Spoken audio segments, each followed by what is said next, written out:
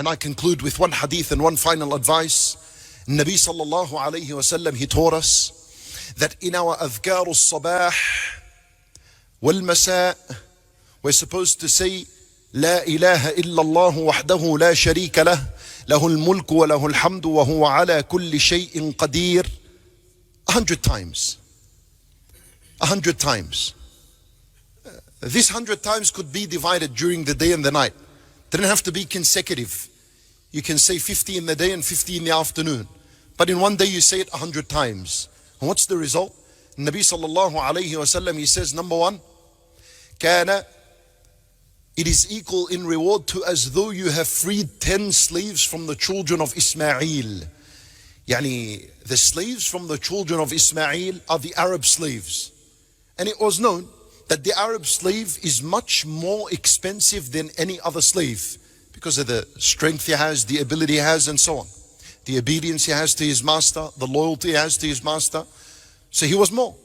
So what does it mean that you free 10 slaves? What does that mean? For me and you, what does that mean? In another hadith, the Nabi sallallahu alayhi wasallam, he teaches us the reward of freeing a slave. He says that the reward of freeing a slave, for every limb of his you free, it is your freedom of Jahannam. Yani 10, you freed 10 slaves. This is your freedom from Jahannam 10 times. Did it cost you anything? La ilaha illallah wahdahu la sharika lah, lahul mulk wa lahul hamd wa huwa ala kulli shay'in qadir. Did you have to lift anything? Did you have to run and walk to something? Did you have to pay anything? Nothing. Cheap solution from Allah Azza wa Jal. And we still don't value it. Did you say it today 100 times? Did you plan to say it 100 times? If I was to tell you free 10 slaves a day, the multi-millionaire won't be able to do that for long.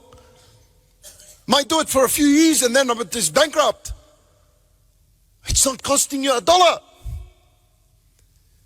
Number two, Nabi sallallahu alayhi wasallam says, it earns a person 100 hasanat.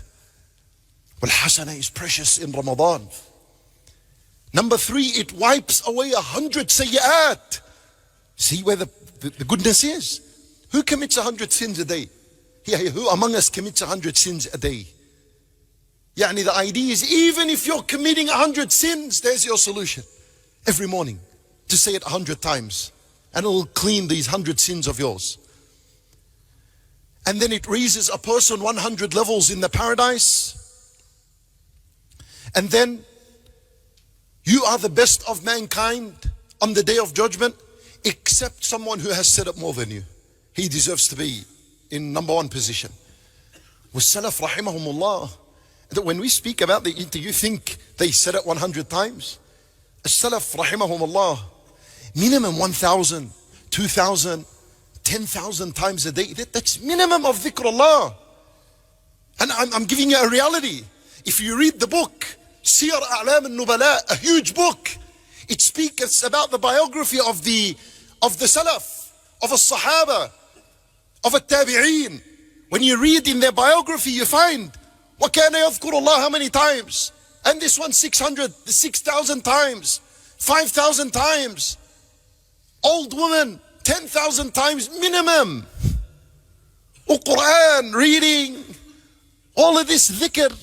The biggest effect of it is that it doesn't only bring you closer to Allah, even though that's huge as a reward, but it cleans you from your sins. Which if you realized how big and how huge sins are, you would not waste a second in asking Allah for forgiveness.